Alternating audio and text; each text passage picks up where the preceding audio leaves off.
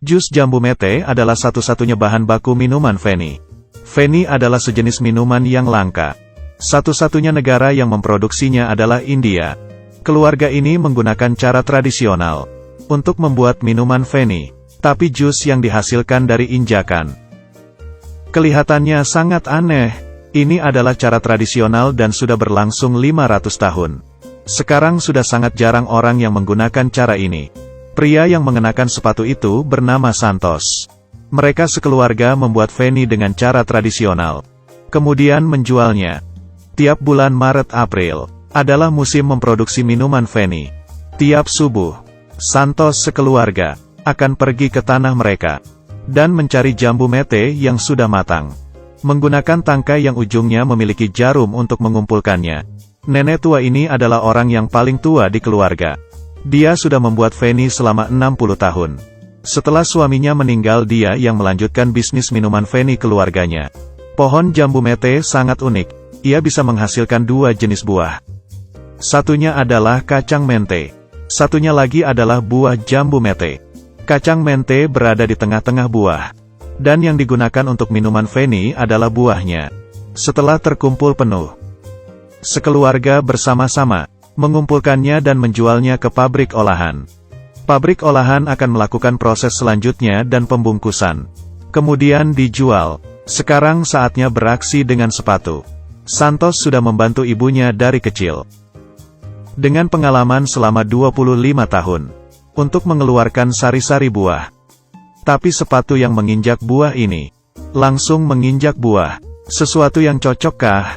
Kelihatannya Santos memiliki bakat untuk membuat minuman Feni. Dulu mereka menggunakan sebuah tongkat kayu untuk memukul buah.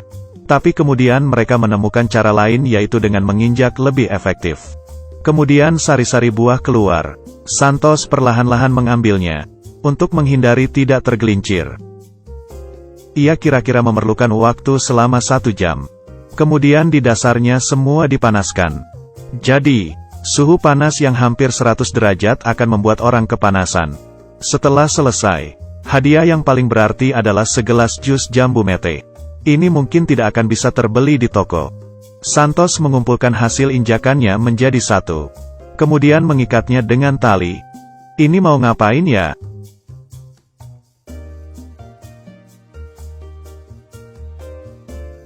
Dan ditimpa dengan beberapa batu. Tujuannya adalah untuk memeras setitik jus terakhir. Dan ditahan selama 2 hari. Bila menggunakan mesin, akan lebih mempermudah dan mempercepat proses. Tapi Santos tidak melakukan apa-apa. Dia berpikir mereka orang miskin. Tidak sanggup untuk membeli mesin dan hanya bisa menggunakan kaki. Dan mesin juga mudah berkarat. Bau karatan bisa mempengaruhi kualitas minuman. Dengan menggunakan injakan kaki barulah bisa murni. Keesokannya, buah yang sudah kering dibuang. Lalu diberikan ke petani untuk dijadikan makanan sapi. Kemudian tiap ember dilakukan penyaringan. Biarkan jus jambu mete berfermentasi selama 2 atau 3 hari. Kemudian dituangkan ke dalam wadah. Di saat yang sama, nenek tua membuat tali untuk menutupi wadah.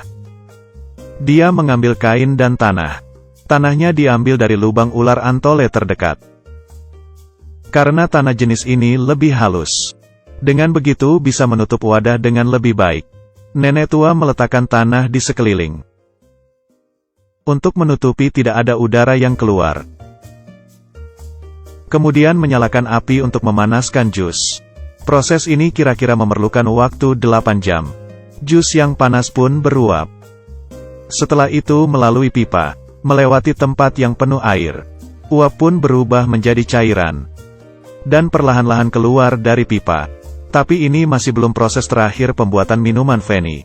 Masih harus membiarkan cairan kembali ke dalam wadah kemudian didistilasi. Selama 7-8 jam. Hingga sampai suhu yang cukup. Di saat yang bersamaan. Di saat alkohol mencapai 40-45%. Minuman Feni pun jadi. Santos yang memiliki pengalaman ini bisa memeriksa dari gelembungnya. Apakah berhasil atau tidak? Di saat setelah gelembung membesar dan perlahan-lahan terpisah. Sudah oke. Santos berpikir, minuman Feni rumah mereka sangatlah murni. Sedangkan tempat lain, mengandung bahan tambahan kimia dan zat campuran. Tiap musim, mereka bisa membuat 175 liter minuman Feni, lalu dijual ke penduduk sekitar. Tapi situasi beberapa tahun ini berbeda. Karena penduduk desa sudah banyak yang pindah ke kota.